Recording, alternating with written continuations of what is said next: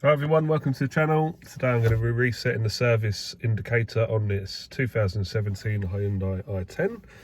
So it's not actually on this at the moment, but we've serviced it, so it needs to be reset. So what you do, first of all, we switch your ignition on, and we're using these two buttons here. You flick through the trip button until you come to the mileage due to service. So you're looking for that. The screen with the spanner on it and the distance remaining.